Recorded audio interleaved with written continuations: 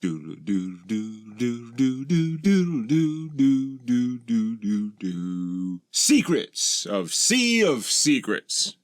Greetings, I'm Demonac, and this is a little behind the scenes on Sea of Secrets episode number 3, Secrets and Lies. I'm not sure if anybody watching the Changelings in the cold open was actually surprised that the one taking the test turned out to be Jinx.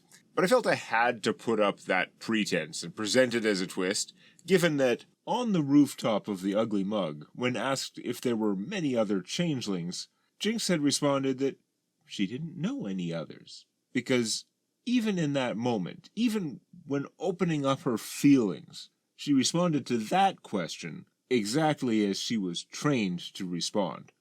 Launchpad, Jinx's player, was a little surprised after the episode, but was perfectly happy when I reassured him, no, see, she said she doesn't know any other changelings.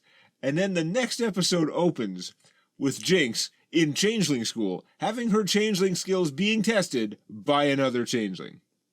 Because Jinx is a liar. She was raised as an orphan, though. That part was true. Trying to keep the student's identity a surprise is also responsible for some of the janky shots and framing, because theoretically Jinx's clothing and earring wouldn't change, so I was framing every shot to keep her earring out of the picture until the name reveal at the end. I did draw the instructor in her natural form, pale gray and with muted facial features, and I frigged around a bunch putting images through Photoshop filters to make the paintings stand out from the vector art of the show, and trying to create a half-decent reflection effect on the painting's protective glass, which is why I cheaped out by using just a palette-swapped elf woman and the Illud ambassador to Lorik as models. Though an ambassador is a lot easier to find paintings of than most Kua. However, as the final test individual, the one whose Burning Hands spell Jinx would have to steal, and whose form I would use for the other changelings, I thought it was smart to make that the appearance of the friendly dwarven ship captain at the end of the episode, to make it as clear as possible to the audience, without ever saying it explicitly, that Jinx had spotted a fellow changeling infiltrator, and that's how she knew they would help. Also, because it's not as clear in the show, I must point out that the ring pulse effect that helps members of this group identify one another, it's only visible if you are wearing one of their rings, and, though your ring is always broadcasting, so to speak, you only see other rings if you have activated yours by speaking the command word to the ring, which must be done once per day. Because secrets. In 3.5 D&D, they were trying to get away from the idea of poison being just another way of dealing damage. I don't have access to their design diaries, but I suspect two of the main reasons were: 8. If poison deals 1 damage per round, that's another nitpicky thing to track or to forget. 3.5 has a million such things. And it raises the question of, when does it end? If it ends on healing, like many bleed effects, which all raise the same problems I'm pretending they wanted to solve, but which are also very rare in the core books. If it only ends on healing, or worse, specific anti-poison spells, it becomes too easy to poison and run away, which causes a lot of problems, whether it's used against NPCs or, in the specialized spell version, players. If it has a duration, then you're adding even more durations to track, already a problem. Plus, you have to decide if the durations are each tracked separately, or how does poisoning target again, stack, or refresh the duration. It's all a mess. Reason B, 3rd edition D&D introduced the idea of ability damage. That some effects could damage your ability scores directly, reducing your capabilities, taking longer than hit point damage to heal, plus, if any ability score reaches 0, you are totally debilitated, or, if it's intelligence or constitution, you just die. Now, some iconic monsters, like Intellect Devourers, might attack your stats, but the main way players interacted with the system was poison. So poison in 3rd Ed weakened you, say by dealing 2 strength or dex damage, rather than killing you. unless it did con damage, because the main effect of con is to give you hit points, so damaging con would reduce your hit points per level.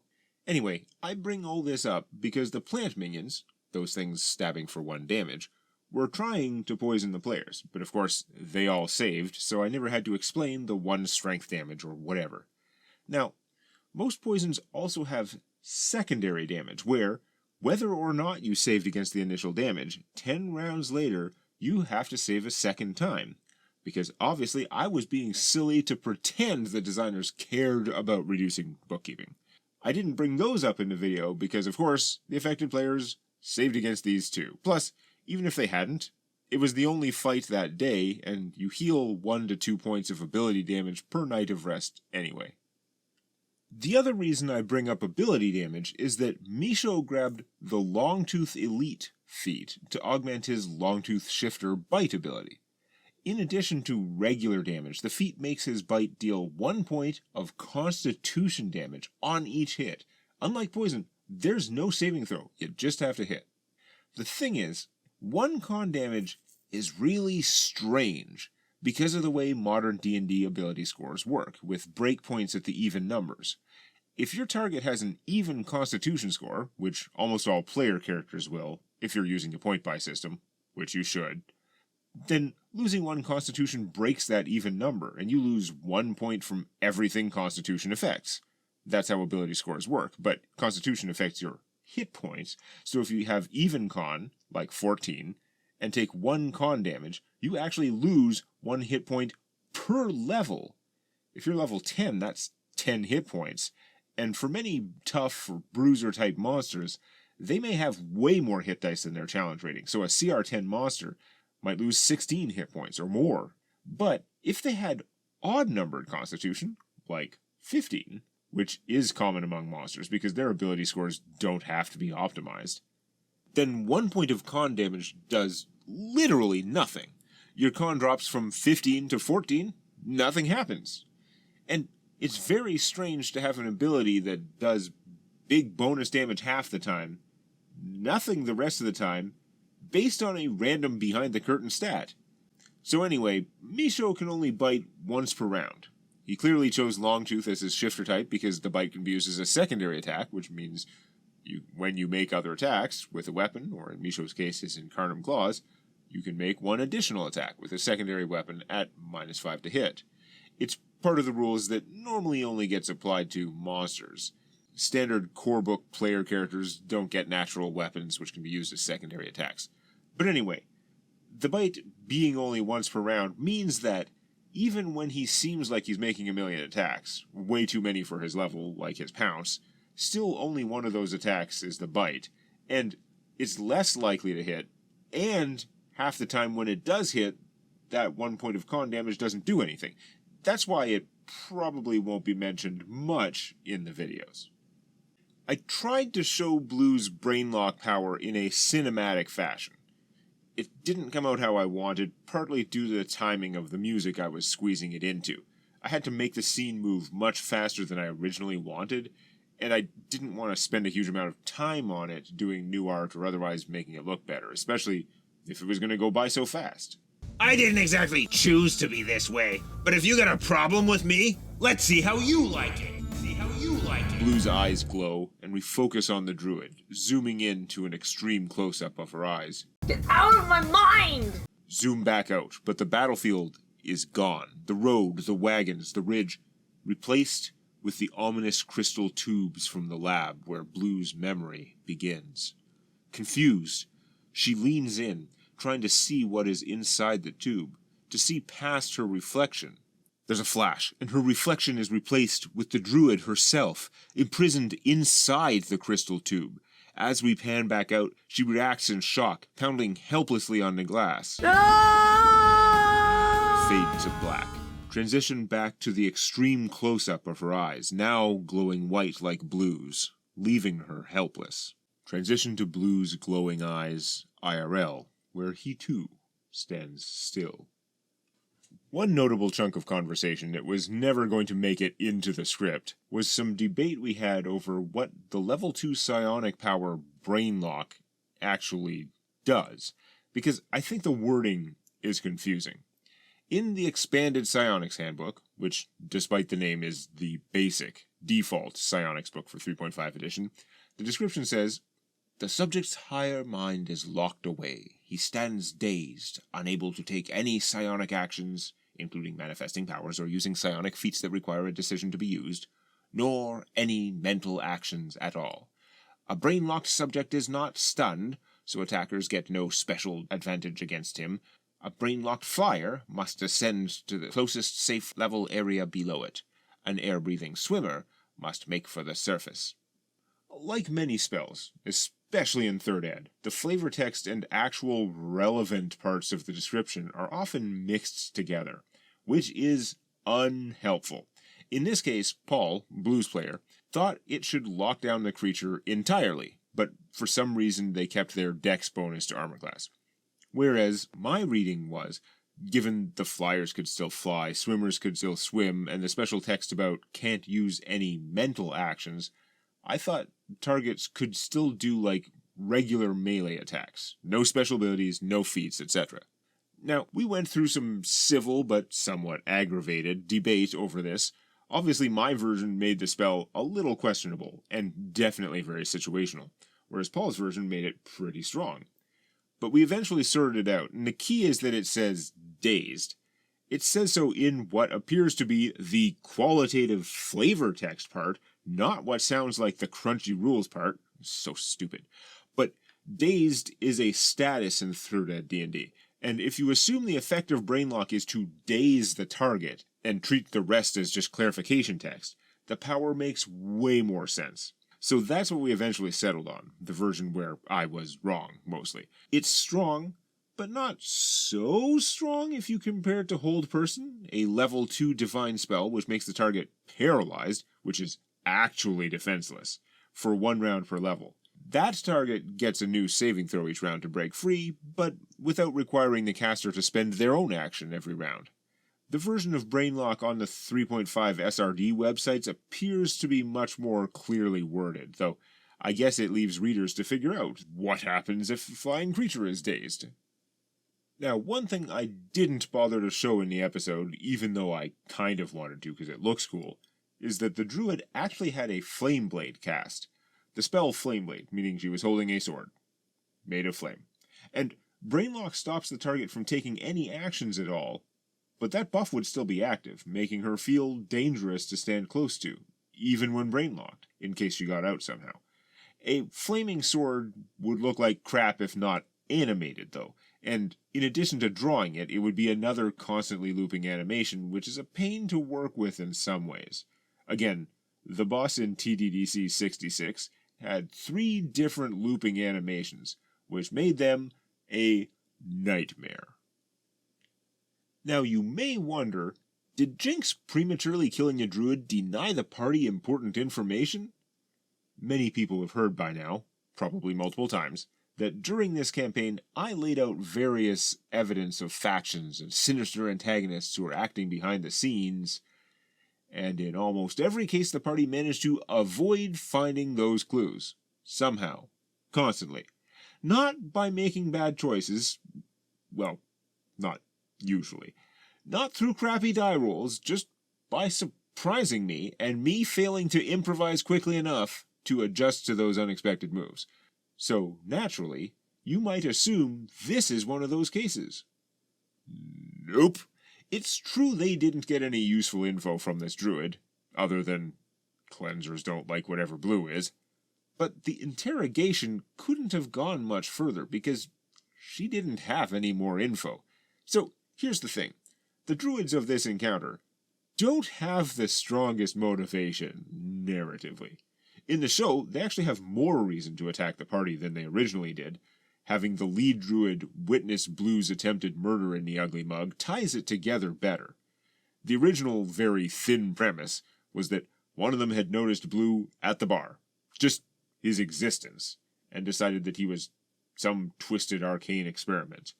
And I mean, they're not wrong. Of course, the real reason they were attacked by cleanser druids is that for pacing I wanted a combat encounter, but setting-wise, I had written myself into a slight corner in that the roads in Tark are supposed to be pretty safe, especially here in northern Tark, but still far from the desert. Now, obviously, it's a D&D world. I can put in whatever the hell kind of encounters I want, but to me, they've got to make sense with the story. Like, I can write whatever crazy bad guys and plot I want, where I want, and encounters will flow from that. But for random encounters, I don't do real random encounters, but the things that fill the same role as a random encounter table, I want them to feel diegetic, meaning if it's not tied to the greater story, then it has to at least make sense for the location in the world. And that's where I kind of wrote myself into a corner with the safe highway thing. But you know what you can run into in Tark? People. Including druids. Including cleansers, who are like regular druids, but prone to attacking player characters for stupider reasons. Anyway, I'm sure that killing all these violent, fanatical druids, in self-defense, will have no further consequences. So we haven't gone into a lot of detail on how Uhamisho's totemist powers, the Incarnum system, actually works.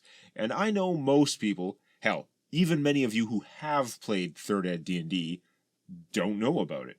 Here's the shortest version I can manage. A totemist, or incarnate, the other main class from the Magic of Incarnum book, knows a number of Soulmelds, which are buffs, and he can shape, meaning buff himself with, a number of them each day, kind of like a wizard or cleric's spells per day. But Soulmelds last all day, and shaping them is too slow for combat, so you generally shape them all first thing in the morning, at the end of your long rest. Each Soulmeld has a power or bonus that you always get, and then a couple of other optional powers or bonuses that only work if you bind it, which is basically like equipping it into one of your character's chakras, which the Incarnum book has linked to the typical D&D magic item slots, taking the place of magic gloves, boots, helmet, etc. Which chakras you know how to bind is very limited, based on your class level, although the most notable special ability of the Totemist class is that they have an extra totem chakra slot thing that they can bind even at low levels. Each Soulmeld actually grants different powers depending on which chakra it is bound to, so the power of the totem chakra bind is unique to Totemists, even if other classes can get that same Soulmeld. The other component of the system is Essentia, whereas Soulmelds are kind of using information pulled from the Incarnum layer of reality, the imprinted knowledge, experience, and instincts of every creature that has ever lived. Essentia is the more personal component, the power of your own soul, experience, and will. Levels in Incarnum classes give you a certain number of Essentia points, which you can invest into Soulmelds or Incarnum-based feats to augment their abilities. Where Soulmelds are more or less fixed, lasting all day, Essentia can be moved around as a swift action, which adds a little flexibility to the system. For example, in the morning, Uhamisho shapes the Land Shark Boots Soulmeld. As a level 2 totemist, he can shape up to 3 Soulmelds per day, so he'd have all 3 buffs on him. His other character level is in Barbarian, which doesn't affect this stuff.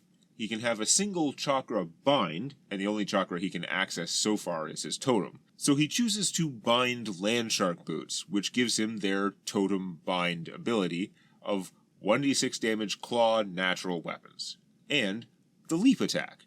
But he still gets the basic ability of +4 to jump checks. At Misho's level, he has 2 total Essentia.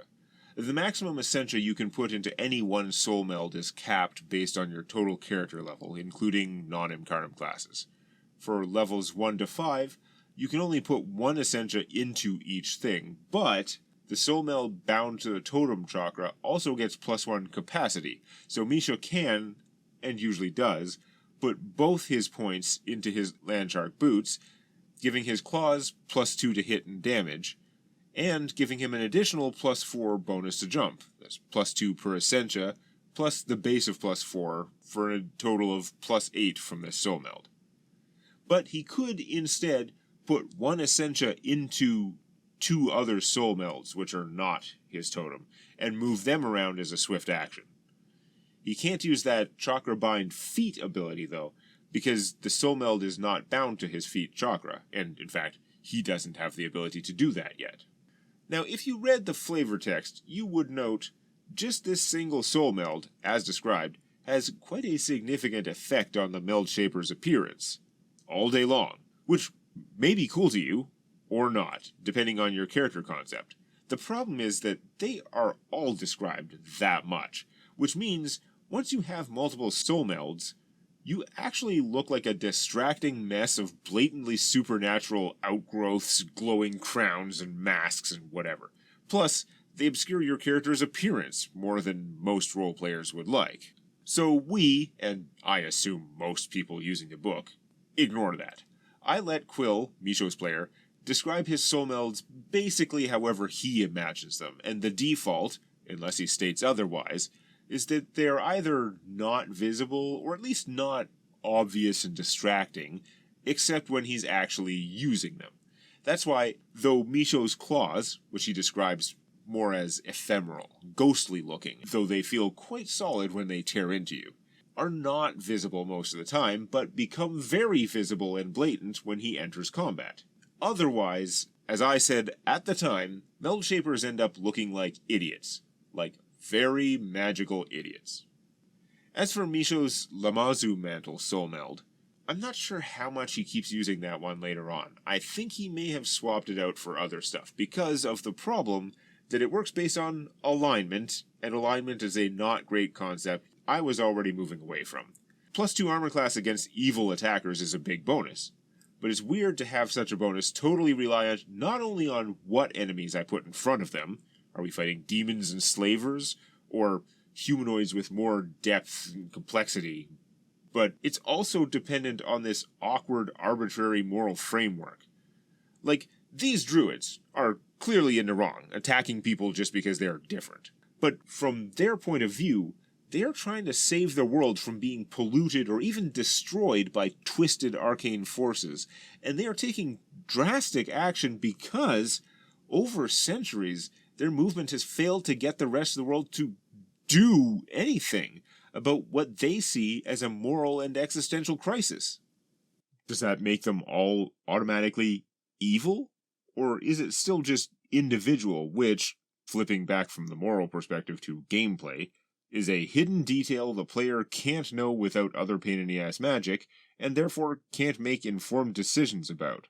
That's why I think 5th edition was wise to change spells like Protection from Evil and Good, ditching alignment and instead working based on a broad list of unnatural creatures like undead, fiends, celestials, elementals, etc.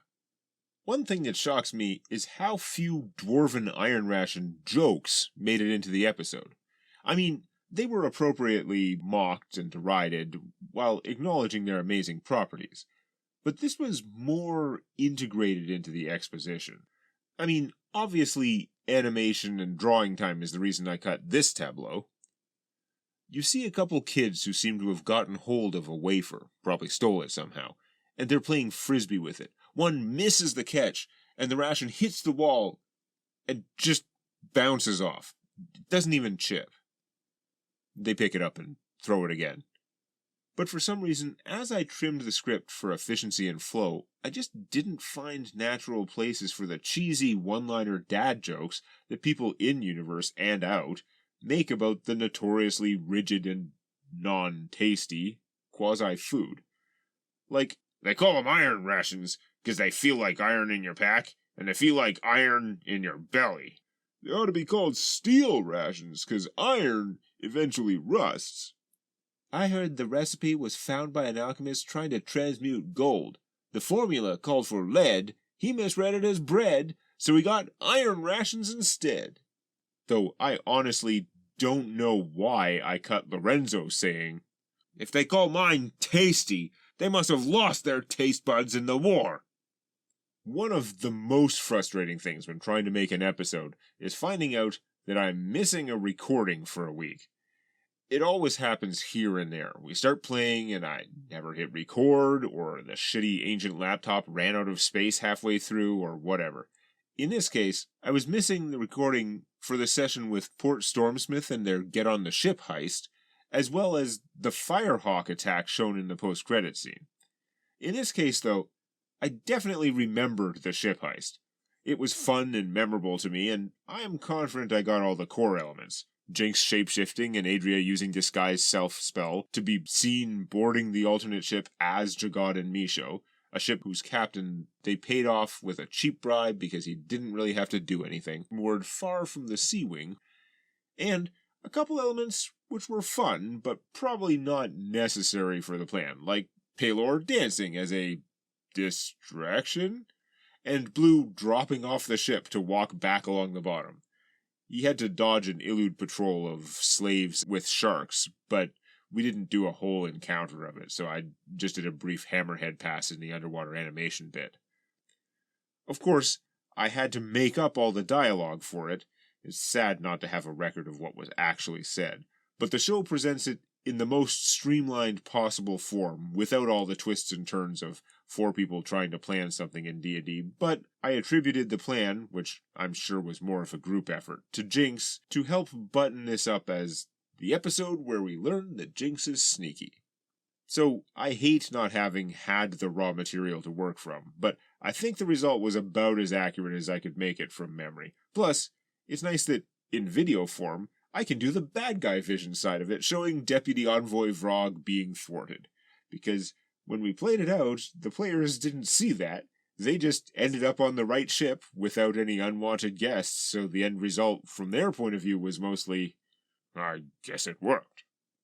My awesome Patreon patrons get Secrets videos about a week early so that I can answer some of their questions in this final video on YouTube, where I read the questions out in random, sometimes ridiculous voices. Like this.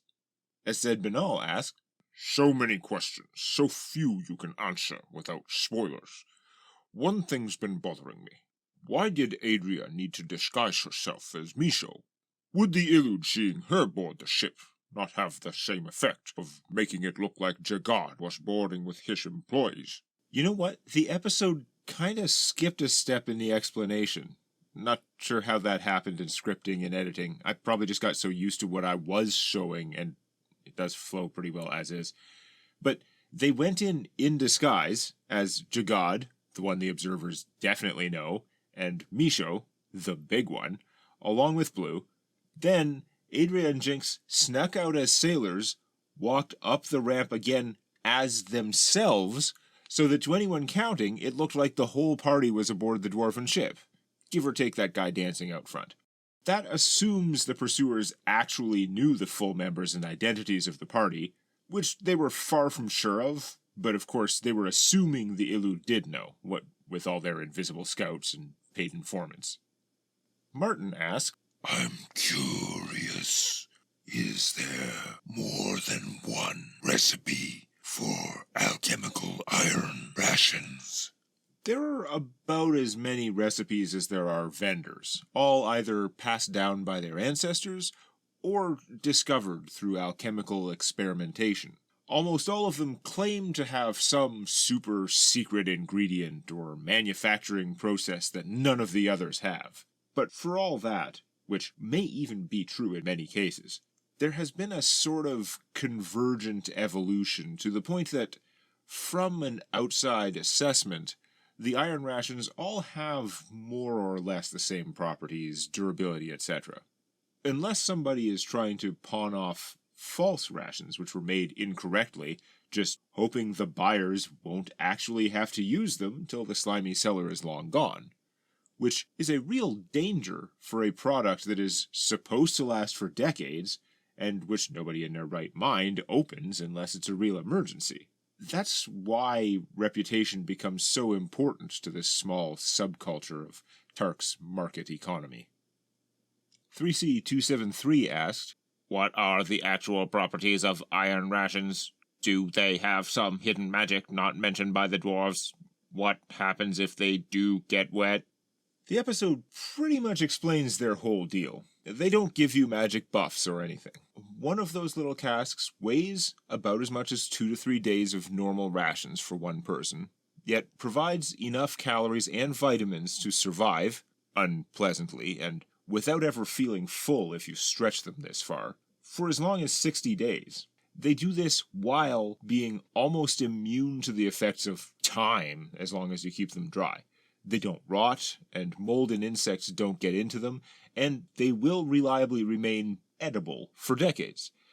There are enough tales of people surviving off centuries-old iron rations that it's hard to discount them all, though in those cases the rations were probably under completely airtight seals, which is not standard.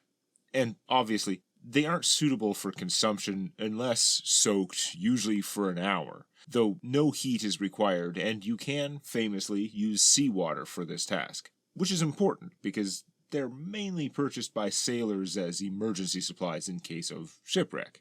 Some dwarves claim they actually taste better when you use salt water, but that's kind of like taste testing different types of paper. Now, anything that is remotely edible has an expiry date, so even though these miraculous alchemical rations seem almost frozen in time, if their container is damaged and water gets in, or if they get exposed to a significant amount of moisture and humidity, again, most of these casks aren't 100% airtight over the long term. That risks starting the clock on them in a biochemical sense. Certainly, though, if you splash a little water on a wafer, then leave it, that can open it up to the forces of aging, such that it might go bad within months or even weeks. Even then, though, sometimes the damage is localized. If you are able to cut off the bad parts, other parts that have remained dry enough probably still end up being safe because the mold or whatever could not get into them. MathGSS asked, If you can answer, how dangerous are the cleanser druids? Are they just a small group of radicals, or a potential threat to the entire region?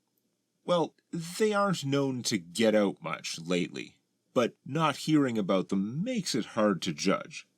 But once upon a time they were quite formidable, as told in the old Basics the Elves video.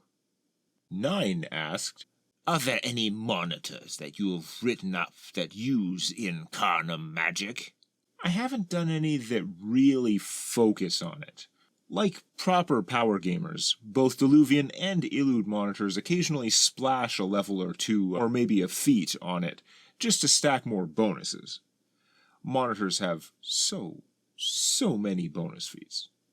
The classes in Magic of Incarnum are relatively well balanced, as long as you're single-classed, or at least you're only working with options from that book plus the player's handbook. They work in a certain way, their abilities scale a certain way. For example, you can get pretty big bonuses to certain skill checks, but there's nothing within the book that lets you really abuse those bonuses. It's when you start combining these tools with other options from the massive number of other 3.5 edition books that you can start to find either crazy combos, like getting +10 to skill checks from a Soulmeld, and using that with some poorly designed class ability that works based on your total skill check result, or just find ways to stack a little extra armor class for cheap, or other little efficiencies to boost a multi-classed build. Rinsaku Blade asked, What are you able to tell us about the Changeling infiltrator group that Jinx is a part of? Are they mostly based around Targ, or are they spread all over the world? What is their goal? I can tell you that, unlike the Yellowcloaks mercenaries from Pelor's backstory, this group of changelings extends far beyond the Tark-Larek Peninsula. Grim Reaper asked, Out of curiosity, would the group have come to a bad end type of scenario if they didn't skip town after the Illud invite? Would they have come to a bad end if they'd gone to the embassy as invited? No, of course not. Deputy Envoy Vrog was sent to join up with Jagad's expedition, and to help them through any bureaucracy that might come up. I'm not being sarcastic. That's what Vrog was told to do. And Ambassador Bolrod clearly wants to screw around with Vrog and whoever sent him. So it's actually plausible that he may have tipped off Jagad more for his own amusement than for the archaeologist's benefit. Although Jagad does seem to trust Bolrod, at least in regards to this. Anyway, I'm sure you are already subscribed, liked the video, etc. But if you want to make sure you don't miss any of my videos, the safest way, since you can't trust YouTube even if you click the bell, is to follow me on whichever social media site you hate the least. You can find me on most of them, Shitter, Threads, freaking Mastodon, by going to demonac.com/name-of-site. Example, demonac.com/discord, or demonac.com/bluesky, all lowercase. Sea of Secrets Episode 4 is coming, funded, as always, by my patrons at patreon.com/Demonac. Listen, you don't have to give to my Patreon, though I'm super thankful if you do. But if you can afford a couple bucks a month, please pick some small creator. Somebody who makes stuff you love that doesn't have a huge audience, and support their Patreon or YouTube membership or whatever. Because if just 1,000 people care enough to give like $2 a month, you have the power to make something exist. And that's really cool. And the patrons who support me, you're why I'm able to make Sea of Secrets as my job, and hopefully other things too, if I can ever get my act together. Anyway, if you want more D&D videos while waiting for the Sea Wing, I've been hanging out with Bone Wizard, who had me voice a character in his latest video. It's not telling a story the same way, but he's doing a series on how you should buff the 5e classes and subclasses who need it. Right now he's fixing monks, and you might hear some more stuff we're doing together in the not-so-near future. Just search YouTube for Bone Wizard. Thanks again to all my patrons, with a special shout-out to Aether Mordu, Administrator Orange, Andrew Drake, Alberio, Aust, Aurelius, Bedimir, Bessie, Captain Rook, Brethren, Carnlin, Critical Hit 20, Darkwood, Demon, Dragonloot, Draugr, Earl of Sanguine, Eckardir Thalion, Fey Crossroads, Fireborn, Gator Island, Fright Knight, Gorefiend, General M.O., 9, Hakoon, Lieutenant Red, Lonito, Lord Aben, Malison Desh, Matt the Mage, Mars Project, MG3D, Norgren OI1, Olden Man, Overlord Thor, Pedrig of Rooney, Pontus Quackers, Ramar Ulfist, Tembu and June, Rex, Rewoot, Skyter97, Stan the Man, Starfall, Cygax, Toshiro 7, Volkfang, Valis, W.A. Soul, Warsaw, Woodley, and Zombie. The esteemed members of the organization.